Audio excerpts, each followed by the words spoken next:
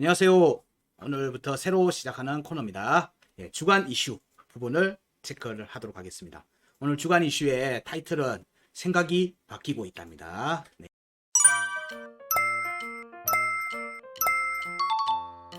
이 부분들에 대해서 여러 뉴스들과 그게 이제 내용들 다 리뷰하고 난 다음에 이어서 제 생각을 이렇게 같이 한번 또 정리를 하는 걸로 내용을 정리하려고 합니다. 큰 타이틀로는 지금 현재 경기 침체 시그널이 본격화되고 있는 상황에서 은행 시스템들이 지금 혼란을 겪고 있다. 이걸 통해서 지금 미국을 중심으로 해서 금융 시스템에 대한 문제가 지금 이슈가 되고 있고요. 이와 때를 맞춰서 비트코인에서는 많은 이제 상승이 나오고 있는 중이기 때문에 이런 부분들에 대한 뉴스 기사들 한번 살펴보고 다음 움직임을 위해서 월가에서도 슬슬 준비를 하고 있다는 관점에서, 그리고 이 과정에서 지금 우리나라에서는 이전에 작년 그리고 이렇게 2022년도에 있었던 가상 거래소를 기초해서 추출했던 데이터를 보니까 나왔던 내용들, 실태 조사, 그리고 이에 따른 이제 이후에 중국 쪽의 움직임, 이런 부분들에 대한 기사들로 이렇게 쭉 훑어보겠습니다. 내용 보는 내용이 오늘 좀 많으니까 깊이 있게 들어가지 않고 타이틀에서 그냥 간단하게 내용만 추출하는 걸로 진행합니다.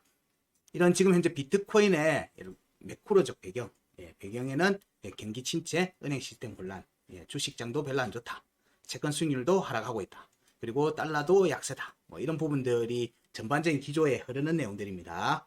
자, 화면을 보면서 얘기를 드릴게요. 일단 첫 번째 타이틀이 경기 침체 및 은행 시스템 혼란으로 인한 비트코인의 인식 변화 및 상승 주도, 여기에 대한 부분들을 설명하면, 뉴스들을 보면 인플레 완화, 금융 불안, 스테이블 코인 규제, 비트코인 시세 상승 부추겨, 뭐 이런 나오는데요. 이게 이 타이틀로만 가지고는 애매한 부분들이 있습니다. 이 내용들에 들어가 있는 행간의 내용에는 실버 게이트도 있고요, USDC에 대한 문제도 있습니다. 이런 부분들은 이후에 또 다시 한번 얘기를 드릴 거예요. 여기 보시면은 최근 미국에서 인플레이션이 완화되면서 이렇게 패드 쪽에서 매파적인 기조로 반전할 가능성이 있었는데, 금융 부분에 대한 불안정성이 한동안 지속되고, 뭐 인플레이션 둔화된다면 비트코인의 상승 추세 계속 유지할 수 있을 것이다, 이런 부분에 대한 기사들이 이제 나오고 있습니다. 뭐 사실 한 2주 전부터 이 내용들이 계속 언급되고 있습니다. 이런 부분들에 대한 기조 흐름이 지금 바뀌고 있다. 이전에 비트코인이 처음 나오게 됐던 게 기존의 레거시 금융에서의 불안정성, 이런 부분들 때문에 나왔던 측면들이 있으니까 비트코인의 기본적인 철학적 요소가 사실상 이제 다시 사람들한테 인식되기 시작했다, 이렇게도 얘기해 볼 수 있습니다. 지금 현재 금융 위기에 대한 내용들에 대한 부분들이 유럽 쪽으로도 넘어갔다가 크레디트 스위스에 대한 문제로 넘어갔고요. 뭐 아시아 쪽으로 넘어온다는 얘기도 있고 한데, 지금 현재 내용들을 보면은 달러 스왑에 대한 부분들이 사실 지난주에 기사가 나왔어요. 달러 스왑도 체결을 했어요, 중앙은행들과. 근데 아직은 달러 스왑에 대한 부분들에서 활발하게 이루어지는 흔적들이 지금 나오고 있지 않다는 분석도 나오고 있어요. 이 내용은 뭔가 하면은 의외로 아직은 달러의 위기나 뭐 이런 부분들로 금융 유동성 위기로 급격하게 진행되지는 않고, 내부적인 부분으로 많이 진행되는 측면이 있다라고 분석하는 경우도 있더라고요. 특히나 미국 내 중소은행들의 붕괴 위험성이 지금 현재 계속 노출되고 있고요. 뭐 실리콘밸리 뱅크 이후에 뭐 크레디트 스위스, 지금 또 퍼스트 모모라고 하는 또 은행같이 뭐 여러 가지 얘기가 계속 나오고 있습니다. 이런 부분들이 지속되고 있으면서, 옐런 장관에서는 어제 또 인터뷰에서 지속적으로 내용들을 뱅크를 막기 위해서 예금자 보호를 계속 해주겠다, 이런 부분들까지 같이 나오고 있어요. 이런 부분들 과정에 사실 오늘 FOMC 금리에 대한 발표까지 이어집니다. 이런 부분들에서 사실 나오는 내용들이 뭔가 하면은 0.25 금리 인상 기조를 유지를 하는 것을 베이스로 보고 있어요. 베이스로 보고 있고, 그 다음에 이제 동결, 노무라 증권 같은 경우는 0.25 금리 인하까지 언급을 해놨는데, 각 회사마다 좀씩 틀려요. JP모건이나 이런 데서는 0.25 이렇게 얘기를 하는데, 이 부분에 대한 여러 분석들을 보게 되면은 0.25를 하는 게 지금 현재 상황에 대한 컨트롤이 미연준이 하고 있다. 이런 부분들로 시장이 인식할 가능성이 높다라는 얘기를 하고 있고요. 만약에 동결이나 하락 쪽으로 가게 되면 아직 뉴스에 나오지 않았던 또 다른 리스크가 존재할 개연성이 있다는 시그널로 볼 개연성이 있기 때문에, 시장에서는 그때 오히려 금리를 인하시킨다고 하는 내용으로 만약에 발표가 되면은 오히려 시장에서 충격을 받을 개연성이 좀 있다, 얘기도 지금 나오고 있습니다. 그래서 이런 지금 금융 시스템에 대한 약세, 붕괴, 이런 부분들이 지금 현재 이제 보통의 베어마켓, 하락장의 끝구간에 일어나는 형태로서 많이 얘기 드립니다. 하락 구간의 끝구간에서 나타나는 이 현상이 바로 이렇게 급등으로 이어지는 형태로 나가면 좋겠지만은 보통은 그것보다는 이렇게 여기서 추가 하락이 나온 다음에 급등 이제 찐 반등이 나오는 경향들이 이전의 매크로 데이터들에서는 있었어요. 그래서 피보 단기금리의 피봇에는 시장 조정이 증시의 조정을 같이 했다가 이제 본격적인 상승장으로 이어지는 그렇게 추세 전환의 움직임으로 이어진다라는 얘기들이 지속적으로 나오고 있습니다. 여기에 지금 기사에는 그 내용들에 대한 부분들은 빠져있지만 해당 내용들이 계속 나오고 있는 부분입니다. 그래서 뭐 크레디트 스위스에 대한 부분들에서 사실 지난주부터 본격화됐죠. 여기가 덩치가 제법 컸고 이게 사실 2021년부터 문제가 좀 심각하게 있었던 부분이고 여기에서 사우디의 지원이 거부된 측면 때문에 이게 본격화됐고 이게 이번에 미 실리콘밸리 은행의 이제 파산에 이어지면서 이 내용들이 또 본격적으로 수면 위로 드러나면서 본격적으로 이제 금융 위기에 대한 부분들로 넘어가 버렸죠. 그래서 뭐 지난 주말에 UBS 그룹에서 크레디트 스위스를 인수하는 걸로 그런 뉴스가 나오면서 시장의 불안감이 좀 해소되는 측면 때문에 비트코인이 28,000달러 구간까지 이렇게 강하게 올라가는 모습이 또 이어졌습니다. 상당히 좋은 모습들이 계속 지속되고 있는 상황이에요. 물론 우리가 사는 현실 세계에서는 불안감이 점점 높아지고 있는 거죠. 사실 경기 침체에 대한 시그널로 보는 측면이 강하기 때문에 그렇습니다. 그래서 미국 연준 쪽에서는 이런 부분에 대한 유동성 공급에 대한 부분으로 많이 언급이 되고 있고 뭐 이게 유동성 공급이다 아니다 뭐 이 얘기로도 또 막 뉴스들이 많이 나오고 있던데 일단은 이전에 양적 긴축을 통해서 진행됐던 측면들에서 급격하게 회복하는 움직임으로 진행이 됐습니다. 이건 사실이기 때문에 이런 부분들이 시장에서 어떤 식으로 또 드러나게 될지는 향후 움직임에서 또 살펴봐야 되는 부분입니다. 이게 단기 금리의 피봇으로 연결돼서 주식 시장이나 이런 부분에서 단기 조정으로 다시 이어지는 모습으로 가는지 아니면 여기서 말 그대로 반등이 지속되는 모습으로 가는지 이게 이제 정해지는 구간에 들어오는 거죠. 일단 뱅크런에 대한 얘기에서 이제 본드런이라는 용어까지 이제 본격적으로 나오고 있습니다. 아우, 이제 알아야 될 게 너무 많아지고 있습니다. 뱅크런은 사실은 이제 바이든 대통령이 이제 미 중소은행들에 대한 부분들 그리고 은행들에 대한 예금 금액에 대해서 보장을 얘기를 하면서 이게 사실상 이제 주주에 대한 이제 보호 형태로 이어지다 보니까 채권에 대해서는 보증을 하지 않는다는 얘기들이 나왔거든요. 그러니까 이제 채권을 팔기 시작하고 있습니다. 이 부분들로 지금 현재 이어지고 있는 상태고 이래서 지금 채권 시장도 흔들흔들 하고 있는 중이에요. 사실 이제 국내 문제도 이거는 연결돼 있는 부분입니다. 국내의 채권 문제는 사실 작년부터 이어졌죠. 작년에 국내 같은 경우도 이어졌고 올 1, 2분기에서 이 문제가 좀 본격화될 여지가 있습니다. 아직 국내 뉴스에는 아직 나오진 않고 있지만 사실 이제 채권 만기가 3사에 몰려서 이렇게 진행될 여지가 있기 때문에 이 부분도 사실 좀 중요하게 봐야 되는 요소가 있습니다. 리스크 구간이 4월달, 3월달, 4월달일 때 회사채의 만기가 단기 회사채의 만기가 그때 몰려있는 경우들이 많기 때문에 이게 시장에 어떤 영향을 미칠지 여부도 좀 지속해서 봐야 되는 측면이 지금 있는 겁니다. 이런 부분들에 대한 뉴스들이 현재 계속 그래서 금융 위기로 가는 전조 현상이 아닌가에 대한 내용들 때문에 사실상 지금 현재 거의 금융 관련돼 있는 뉴스들이 뭐 언론에 도배를 하다시피 계속 나오고 있습니다. 여기에 이제 반대적인 자산이죠. 뭐 경기 침체에 대비한 금에 대한 금 가격이 2,000달러를 넘어서는 움직임이 이어져서 나왔고요. 그리고 비트코인에서도 디지털 금이라고도 할 수 있는 비트코인에서도 강한 움직임이 지금 현재 지속되고 있는 모습입니다. 그리고 달러 인덱스의 달러도 지금 현재 하락 추세를 지금 약세 움직임을 보이고 있는 상태이기 때문에 이 움직임이 언제까지 지속될지 여부에 대한 뭐 분석이나 의견들 이런 내용들이 계속 언론들에서 지금 계속 나오고 있습니다. 자, 이런 부분들에 대비한 이제 월가 쪽의 내용들도 같이 한번 또 살펴볼게요.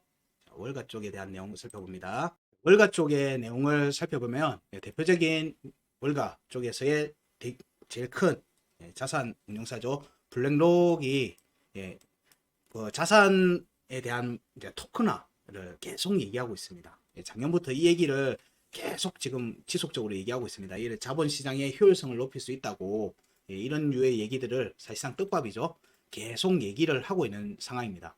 근데 의외로 이 부분들에 대한 접근이 법률적 접근이 반드시 필요하거든요.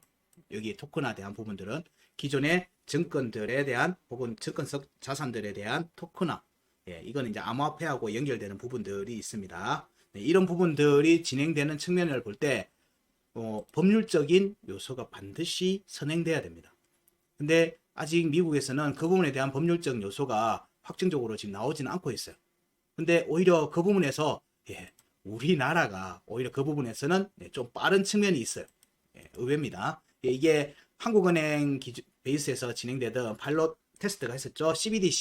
CBDC에 대한 부분에서 같이 접근해서 하고 있고요. 현재 지금 한국은행장이죠. 이창용 한국은행 총재가 지금 BIS 국제결제은행에 가서 이렇게 포럼에 발표를 하고 있는데 여기 한국의 가상자산 현황에 대한 얘기를 하는 과정에 나왔던 내용입니다. 현재 STO 관련되어 있는 부분들은 지금 현재 계속 지속 준비되고 있는 상황이라고 얘기되고 있고요. 그 부분에서는 지금 이제 이미 한국은 이 부분에 대한 논의가 좀 빠르게 진행되는 측면이 있고 이걸 위한 거래소에 대한 부분도 논의가 좀 빠르게 진행되는 측면이 있습니다. 한국은 오히려 이 부분이 좀 빠르게 얘기되고 있어요. 근데 이제 CBDC한 내용을 얘기를 하면서 한국은 소매용보다는 도매용으로의 접근을 얘기를 하는 측면이 있습니다. 이게 상당히 좀 흥미로운 측면입니다. 소매용은 사실은 신속 자금 이체, 자금 이체라고 돼 있는데 이게 일반적인 카드 이체나 체크카드, 간편 송금 이런 부분에 대한 얘기를 합니다. 이런 부분들이 CBDC 그게 워낙 활성화돼 있기 때문에 국가 단위에서 진행되는 CBDC에서는 진행할 여지는 작다. 거기는 효과가 좀 작을 것 같고 도매용에서의 움직임으로 접근한다. 이런 식의 얘기들이 있는데 이 내용들이 사실은 이게 용어에서 체크를 해야 되는 게 이제 CBDC가 본격적인 언급이 되고 있다는 거고요. 이 과정들에서 토큰화에 대한 내용으로 같이 이어지는 겁니다. 입구 전략 같은 거예요. 입구 전략. CBDC를 활용하는 측면에 있어서 그 입구 전략으로서 많이 논의가 처음에 진행이 됐던 게 자산의 토큰화, STO, 그리고 암호화폐였어요. 왜냐면은 결국에는 그 화폐를 만들어 갖고 적용을 시켜가는 과정에 어떤 목적성을 가지고 움직여야 되는 측면이 있는데 어디를 타겟으로 해야 될 건가에 대한 내용을 할 때 STO도 얘기가 됐었고 암호화폐에 대한 부분들도 얘기가 됐어요. 여기서 유동성 공급에 대한 측면으로서 이 전체 흐름을 잡으려고 하는 움직임들이 국가 단위의 CBDC 움직임에서 지속적으로 있었습니다. 그 내용들이 이제 본격적으로 나오고 있는 중이에요. 그래서 그 부분에 대한 것들이 월가도 당연히 준비를 하고 있고 이 부분에서 그 시장 규모가 엄청나기 때문에 그리고 기존의 증권사들, 월스트리트 베이스의 증권사들도 자연스럽게 이쪽 시장으로 넘어오려고 하는 시장 이전이 혹은 확대 이런 접근들이 지금 월스트리트 쪽에서도 월가 쪽에서도 당연히 지금 있다는 거예요. 그래서 암호화폐 거래소를 기존의 거래소와 달리 기존의 레거시 금융들이 연합해서 만드는 거래소에 대한 논의가 활발하게 이루어지고 있고 지금 이제 그 서비스가 런칭이 된 상황으로 가고 있는 중이죠. 국내도 마찬가지입니다. 이런 흐름에서 지금 월가가 준비를 하고 있다는 거예요. 이 시장으로의 진입을 준비를 하고 있고 기존의 암호화폐만 하던 시장에서 이제 STO라고 해서 기존의 자산의 증권화 시장으로 이제 시장이 확대되는 형태로 준비가 진행되고 있다는 얘기입니다. 그 다음에 이 움직임에서 피델리티에서는 이제 소매금액 고객을 해서 비트코인하고 이더리움을 구매할 수 있는 창구를 제공을 하고 있다고 얘기를 하고 있습니다. 그리고 이 부분 이제 암호화폐 송금까지 고려를 하고 있다고 하는 기사까지 이어지고 있습니다. 자, 이 부분은 나중에 제가 또 말미에 얘기 드린 내용들하고 사실 겹칠 부분들이 있으니까 말미에 얘기를 정리를 하면서 다시 한번 얘기를 드릴게요. 현재는 이렇게 대기업들, 금융의 큰 손들이 본격적으로 크립토 시장에서의 접근들을 적극적으로 고려하고 있고 실제 서비스를 런칭을 하고 있고 실제 일반인들을 대상으로 하는 서비스가 진행 중인 상태라는 거예요. 이런 부분들이 있다는 염두에 두고 나중에 보시면 이게 하나로 이렇게 모일 겁니다. 자, 그 다음이 이제 우리나라에서의 움직임을 볼 수 있겠죠. 그리고 우리나라에서의 소식에서는 이번에 지난 거래소, 우리 국내 거래소에서의 가상자산 사업자들을 대상으로 한 실태 조사가 있었고, 이에 대한 보고서가 나왔습니다. 여기에서 내용들을 보니까 지난 한 해 기본적으로 거래량이 엄청 줄었다는 거예요. 국내 거래량이 엄청 줄었다는 겁니다. 여기 부분들이 사실은 이제 중요한 요소가 있는 거예요. 비트코인은 지금 오르고 있지 않습니까? 이 흐름에 같이 하지 못하고 있는 겁니다. 이거는 이제 강제했다기보다는 긴 하락 구간, 1년 동안에 이어졌던 긴 하락 구간에서 사람들이 큰 폭의 하락이 나왔죠. 이 움직임에서 사람들이 많이 이렇게 시장에서 빠져나갔다라는 의미로도 볼 수 있는 거예요. 그렇게 하면서 이 시장을 지금 움직임에 대해서 여전히 불안한 측면에서 살피고 있는 사람들이 많다. 그런 자금들이 일단 시장에서 많이 빠져나갔고, 이 자금들이 아직은 많이 들어오지 않았다는 얘기로도 해석을 할 수 있습니다. 그래서 지난 한 해 그리고 올해까지 여전히 가상자산의 거래 부분으로 진입하는 내용보다는 사실 빠져나간 게 더 많다는 거예요. 거래량 자체가 전체적으로 약 43% 이상 감소했다는 거예요. 이런 부분들을 지금 현재 이 상황이 지금의 상승의 움직임에 가는 관점에서 또 중요한 나왔던 기사가 중국하고 한국의 거래량이 이번 상승장을 주도하지 않았다는 거예요. 이번에 비트코인의 상승 움직임에 중국하고 한국이 빠져 있는 거예요. 이 중국하고 한국의 이 움직임이 사실 가상자산, 우리 암호화폐의 이 거래량의 많은 부분을 차지하는데, 여기에서 오히려 지금 작년부터 올 상반기, 그러니까 1, 2까지는 거래량이 지속적으로 줄어들고 있는 모습을 보이고 있다는 거예요. 데이터상으로는. 그러면 이 지금 현재 움직임은 주로 이제 미국이나 서방 측에서의 움직임에 많이 근거한 움직임이 있을 거고, 그리고 화폐 가치가 많이 낮아졌던 그런 나라들에서 많은 부분들이 사실은 유입이 됐을 가능성이 높다라는 측면을 살필 수 있는 거예요. 근데 본격적인 거래량을 틔우는 존재 중국하고 한국이 지금 빠져 있다는 거예요. 이 부분들이 사실은 이제 현금화되어 있는 자산이 지금 밖에 일반 거래소 밖으로 지금 나가 있는 자산들이, 현금성 자산들이 많이 있을 수 있다는 거고요. 이 부분에 대한 내용들도 역시 또 이어서 나옵니다. 그 다음에 보는 내용들이 100만 이상 보유, 1000만 이상 보유한 고객 38만 명. 작진 않네요. 대부분 다 홀드해서 물려있는 경우가 많겠죠. 그들에서 보니까 30대, 40대 고객이 제일 많네요. 30대, 40대 고객이 제일 많습니다. 뭐 이런 고객적인 측면들은 사실은 저희들도 이렇게 데이터, 유튜브 영상을 찍으면서 확인하는 데이터들에서도 사실은 확인이 되는 부분이기도 합니다. 고객층들이, 저희들 영상을 보는 고객층들이 30, 40대의 많은 부분들을 포지션을 하고 있다는 내용들도 저희들도 데이터상으로 확인을 하고 있습니다. 실제로. 여기서 그래서 이 뉴스에서 보면 암호화폐 투자의 지금 현재 주력 부대는 30, 40대, 30대 남성, 연령대로 보면 30대, 40대가 많고요. 20대, 50대에서 좀 연령층들이 높은 분들은 여전히 이 시장을 좀 보수적으로 보는 측면이 강하다고 볼 수 있겠죠. 그리고 남성 투자자가 여성 투자자보다 2배 많다. 저희들이 보는 데이터상에서는 남성이 한 80% 정도 됩니다. 영상에서 저희들이 보는 통계상에서는 여기 통계하고는 틀리게 남성이 80%, 여성이 한 20% 정도 되더라고요. 여성이 정보 취득하는 어떤 루트에서는 남성보다는 조금 약하다고 볼 수도 있겠죠. 뭐 이런 데이터들이 현재 저희들도 같이 계속 지속적으로 추적해서 보고 있는 부분들이 있습니다. 그 다음에 또 볼 관점은 중국 쪽의 움직임이 심상치 않다 내용들로 이어서 또 보도록 하겠습니다. 중국 관련돼 있는 부분들을 보게 되면 이제 중국이 움직이고 있다는 얘기들을 작년 말부터 얘기를 했고요. 전형적인 입을 잘 트는 트론의 그 사람 이름 뭐고? 암호화폐 쪽에서 이런 소식통으로 유명한 트론의 저스틴은 중국이 홍콩을 베이스로 한 움직임이 크립토 시장으로서의 진입을, 홍콩을 주무대를 잡고 진행을 하려고 한다는 내용들을 지속적으로 사실 언급을 했습니다. 그래서 저스틴 같은 경우는 중국 거래소인 후오비 거래소를 또 인수를 하기도 했죠. 이래 중국이 홍콩을 암호화폐 허브로 잡으려고 하는 움직임들이 이렇게 나오는 본격적으로 올해부터 이 해당 움직임들이 여러 정책적이든 여러 가지 측면에서 진행이 되고 있는 부분들이 있습니다.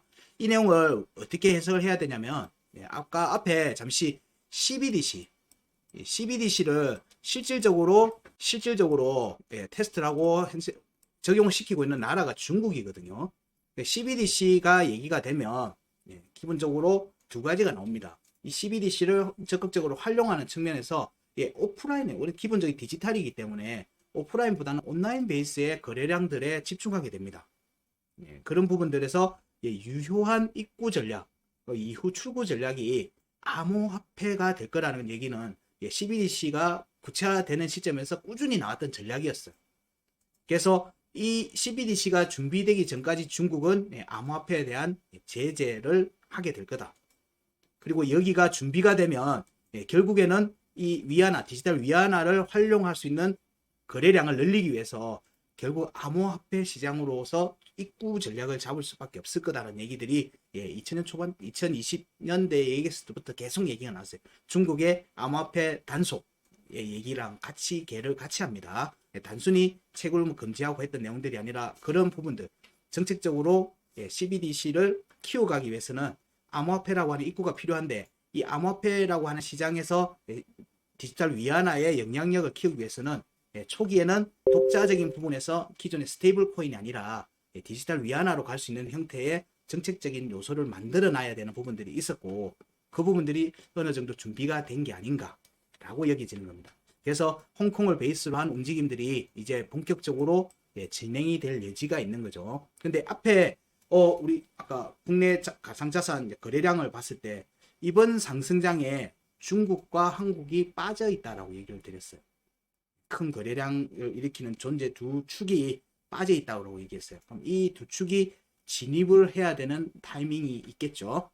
이 두 축이 진입하는 타이밍이 이어질 개연성을 염두에 둡니다. 현재는 중국이 홍콩을 베이스로 해서 이 암호화폐 전략을 이제 본격적으로 정리를 하려고 하는 것 같다.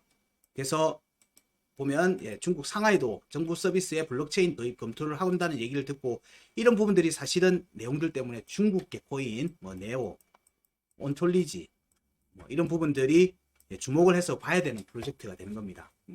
그다음에 폴카다 이런 부분들 이런 내용들에서 중국 쪽에서 연결돼서 나가는 내용들이 좀 중요하게 봐야 된다. 특히나 상하이가 이런 부분들 얘기가 많이 나오고 있는데 전에 폴카닥 하면서 우리가 봤지만 폴카닥에 투자했던 많은 인맥 구조가 상하이 쪽에 많이 있더라. 그래서 상하이가 좀 그런 부분들에서 좀 선두적인 움직임을 보이고 있는 게 아닌가 하는 생각도 합니다. 그거는 제가 상하이 있지를 않아서 직접적인 것까지는 모르지만 일단 뉴스에서는 보면은 상하이가 좀 더 이런 부분들에서 열린 정책이라고 해야 되나?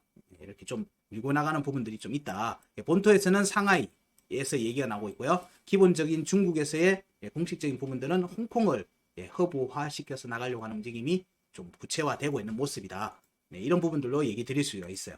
그래서 여기 스테이블 코인 규제 이런 부분들은 중국 쪽에서 이 내용이 나오는 부분들은 자연스럽게 나올 수밖에 없습니다. 왜냐하면 CBDC하고 연결되어 있는 내용이거든요. 중국 쪽에서는 어쨌든 그 많은 거래량이나 암호화폐 쪽에서의 이 역량 강화를 위해서는 디지털 위안화를 적극적으로 활용해야 되는 측면들이 있기 때문에 그래요.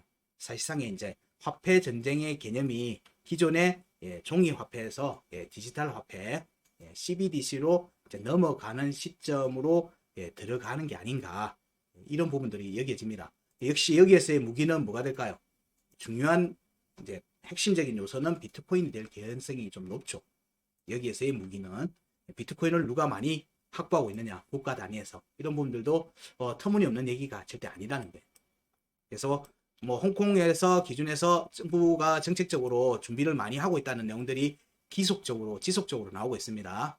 그래서도 그쪽에 유치하려고 하는 부분들도 있고 여러 디지털 화폐를 이용한 결제 플랫폼, 암호화폐하고 연계성 이런 부분들을 지속적으로 지금 현재 홍콩을 베이스로 해서 진행을 하려고 하는 겁니다. 이게 중국 정부의 공식적인 접근이라고 보는 거고요. 아까 상하이는 상하이 자체에서 진행되는 측면이 있다고 보는 겁니다. 그래서 지금 현재 친가상자산 정책에 따라서 여러 크립토 관련되어 있는 기업들이 관심 보이고 있다. 이런 부분들이 사실 미국 쪽에서의 스탠스하고 좀 약간 반대되는 스탠스인 거예요. 좀 빠르게 움직이는 측면들이 있다는 거예요, 중국이. 자, 이 내용들이 오늘 준비했던 보통 기사들인데 요 기사들에서 이제 정리를 한번 하고 제 생각을 넣어서 마무리를 한다면, 현재 지금 미 정부 행정부 바이든 행정부죠. 바이든 행정부의 지금 현재 암호화폐 정책적인 관점을 보면, 예, 좀 부정적인 경향이 좀 많이 보입니다.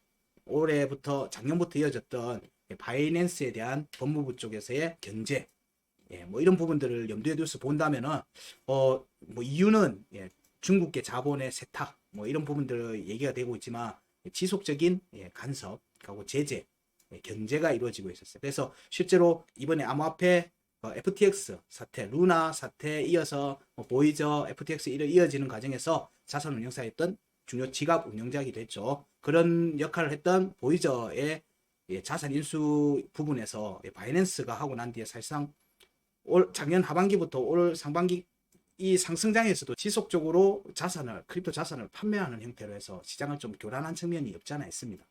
네, 이런 부분들에서 미국의 행정부의 스탠스가 좀 부정적인 스탠스가 많이 있었고요. 예, 이런 부분들이 사실상 어떻게 연결되는가 하면 이번에 실버게이트와, 예, 실리콘밸리 은행하고의 문제로 같이 이어져 오고 있던 겁니다. 그래서 블랙록의 자산에 대한 지난 한 해 2022년, 2023년도에 자산 움직임을 보았을 때 분석해 놓은 자료를 보면, 예, 금은 지금 과매수구 영역에 있다. 예, 좀 이렇게 과열된 측면이 있다. 예, 그런 관점이고, 원자재 쪽, 예, 뭐 에너지, 뭐 석유나 이런 원자재 쪽은, 예, 좀 많이 이렇게 과매도 구간에 들어와 있는 것 같다. 그리고 증시 부분은 좀 약하다. 채권은 지금 많이 불안하다. 달러 약세로 가고 있다. 뭐 이런 부분들에 대한 내용들하고 또 다른 측면에서 데이터들이 나온 걸 보면 이런 데이터가 있습니다. 지난 12개월간의 자금 흐름을 보면, 예, 여기 현금성 자산이 여기에 주식과 채권 쪽에서는, 예, 크게 변동이 없어요. 근데 현금성 자산이 지금 계속 쌓이고 있어요. 예, 시장에서 불안해서 빠져나간 자산들도 제법 많은 거예요. 지금 현재 이 부분들이 시장에 어디로 들어올 건지에 대한 관점이 있는 거예요. 결국에는, 예, 인플레이션이 좀 꺾인다든가 시장이 긍정적인 형태로 돌아가기 위해서는 자금의 유동성, 실제 외부 자금이 들어와야 되는 요소가 있는데, 이 현금성 자산의 많은 부분들이 실제로는 현금화 시켜놓고 대기하고 있는 내용들이 많다는 거예요. 그럼 여기로 들어올 수 있는 여지가 그러면은 뭐다? 뭐 기존의 레거시 투자에 대한 요소가 있을 거고요. 크립토가 있죠. 근데 실버게이트와 실리콘밸리로 통칭되는 이때의 파산으로 갔던 이 은행들의 특징이 뭐냐면 클리토로서의 입구 역할을 했던 거예요. 입구와 출구 역할을 했던 그런 은행들이었는데, 그런 업무를 했던 곳이거든요. 그 두 군데가 파산이 된 거예요. 예, 그렇기 때문에 클리토로서의 현금성 자산 유입이 그렇게 원활하지는 않을 것 같다라는 관점들이 많이 생각이 들더라고요. 예, 그래서 그 부분들이 어떻게 진행될 건지 여부, 그리고 또 이어서 보는 또 자료가, 이 자료는 비트코인 ETF, 지난 2년간 비트코인 ETF로 들어오는 자금의 규모가, 예, 일종의 수렴의 형태를 모습을 보이고 있죠. 예, 지속적으로 줄어들었다는 거예요. 많지가 않았다는 거예요.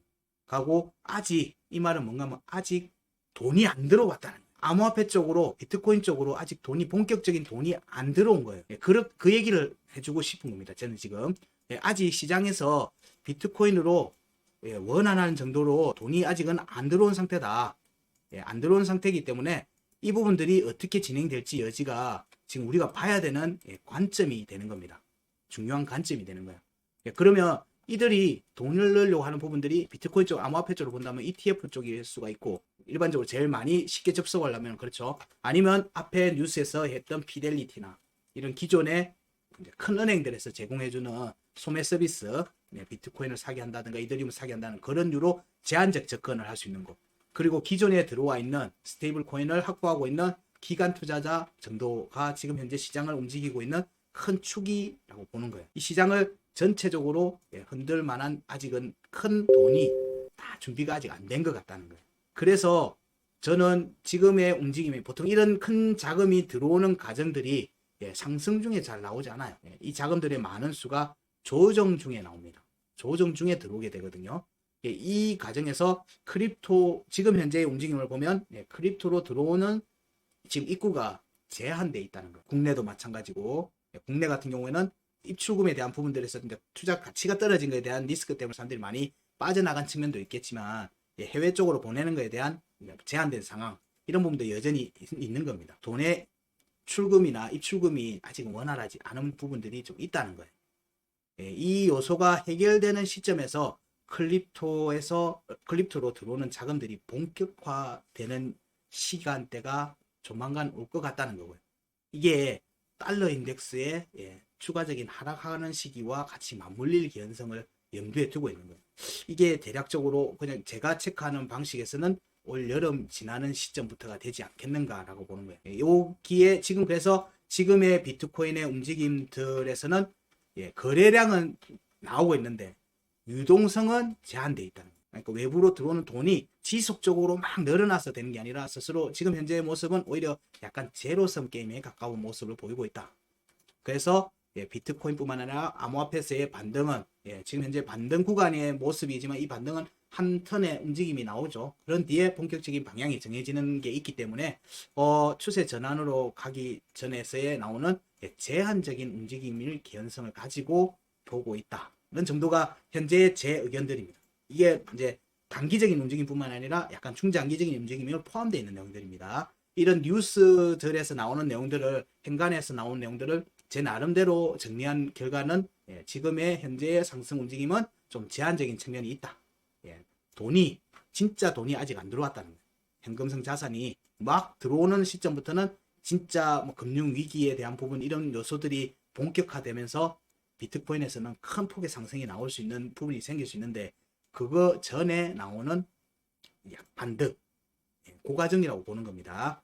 그 과정이 지금 현재는 유효 구간에 흔적을 남기고 있는 모습이기 때문에 이 움직임 다음에 일정 부분 조정을 받고 나서 이 조정 구간에서 이 대규모의 자금들이 실질적인 유입이 되는지 ETF로의 유입 그리고 도소매업으로서의 은행들을 통해서 크립토 시장으로의 진입 이런 부분들이 나오는 데이터가 계속적으로 온체인 데이터에 쌓이게 돼 있죠. 이런 부분들이 확인되는 시점부터 아마 진짜 상승이 나올 거라고 봅니다. 비트코인의 진짜 상승, 암호화폐의 진짜 상승이 나올 거라고 보고요. 이 상승폭은 상당히 크지 않을까 하는 정도를 예상합니다. 그게 이제 올 하반기 움직임에 예상되는 움직임이기도 합니다. 오늘 내용에서는 주제가 좀 많았어요. 최대한 주제를 좀 줄이려고 했는데 지난 2주 동안에 있었던 일들이 상당히 좀 복잡하고 심도 깊은 일들이 많이 있었어요. 그리고 시장에서 추세가 바뀌어가는 이 변곡점의 과정이기 때문에 수많은 정보들이 뉴스와 이런 부분들 여러 분석들이 계속 나오고 있습니다. 저 역시 그 중에 하나의 분석 중에 하나죠. 제가 맞다는 게 아니라 저도 그 중에 하나의 분석입니다.